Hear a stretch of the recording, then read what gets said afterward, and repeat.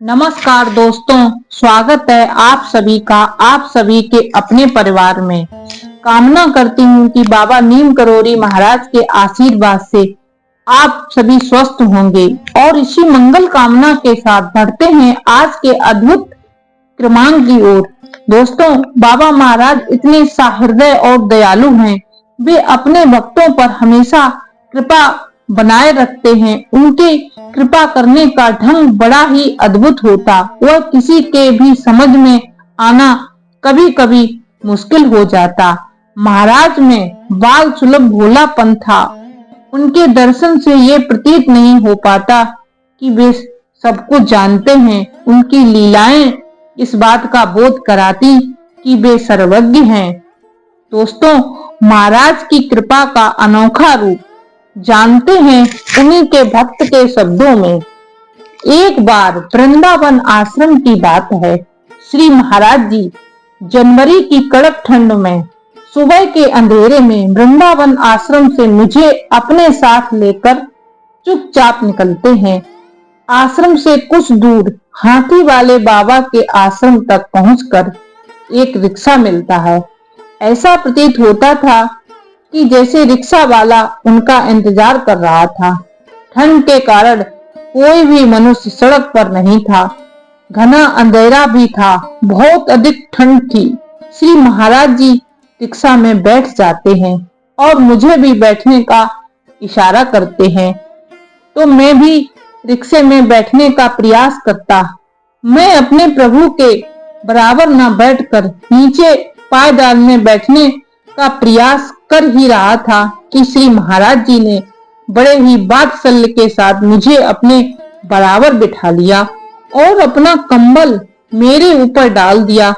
Rickshaw चल दिया और चुंगी पर आ गया। महाराज जी उस हाथ से संकेत देते रहे और बिहारी जी रोड मंदिर की तरफ चल पड़े। रिक्शा चलता रहा।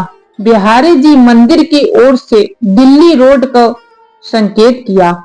आगे चलकर एक सेठ जी की कोठी पर रिक्शा रोककर महाराज जी उतर गए। वहां सेठ की कोठी के गेट पर पहुंचे और गेट पर तैनात संतरी से कहा कि तुम्हारा सेठ कहाँ है। संतरी ने उत्तर दिया, वो अभी नहीं मिलेंगे। जब महाराज ने इस प्रकार का उत्तर सुना तो महाराज जी कुछ नाराज हुए और वापस चल दिए। कुछ कदम पैदल चल पड़े। थोड़ी दूर सड़क पर कुछ मजदूर आग जलाकर ताप रहे थे क्योंकि ठंड बहुत अधिक थी। श्री महाराज जी और मैं वहीं पर उन मजदूरों के पास जमीन पर बैठ गए और वहां पर उनमें से एक व्यक्ति ने कहा, बाबा इतने मोटे कंबल में भी ठंड लग रही है। श्री महाराज जी हंस पड़े और कुछ बोले नहीं। कुछ देर बाद वहां से एक रिक्शा लिया। हम उसमें बैठ गए और आश्रम की तरफ प्रस्थान किया। रास्ते में रिक्शा चालक ने कहा, आप लोग कहाँ जाएंगे? मैंने रिक्शे वाले को बोला, परिक्रमा मार्ग में बाबा नीम करोली जी के आश्रम में जाएंगे। रिक्शे वाला बोला, जी बाबा तो आजकल वृंदावन में टॉप पर चल रहा है। सुबह से शाम तक भीड़ रहती है उनके आश्रम में। श्री महाराज जी ने मेरी तरफ देखकर मेरा हाथ दबाया और इशारा किया कि बताना नहीं कि मैं ही बाबा नीम करोली हूँ। आश्रम के बाहर गेट पर कुछ व्यक्ति खड़े हुए थे। सभी ने बाबा जी को देखा और चढ़ स्पर्श करने लगे। रिक्शे वाले को आभास हो चुका था कि उसके रिक्शे से ही बाबा नीम करोली आए हैं। रिक्शा वाला सब कुछ भूल गया और श्री बाबा जी के चरणों में गिर गया। श्री महाराज जी ने मेरी तरफ देख आदेश दिया, इसे कुछ रुपए दे दो। मैंने पता नहीं कितने दे दिए। ये घटना बिल्कुल केवट और श्री राम की तरह थी। रिक्शा वाला घंटों तक आश्रम के बाहर रिक्शा में बैठा रहा। मैं धन्य हो गया, मैं धन्य हो गया और इसी तरह बुदबुदाता रहा, बोलता रहा। महाराज जी की इस लीला का क्या रहस्य है और इसमें किसका कल्याण छुपा हुआ, ये कोई नहीं जानता।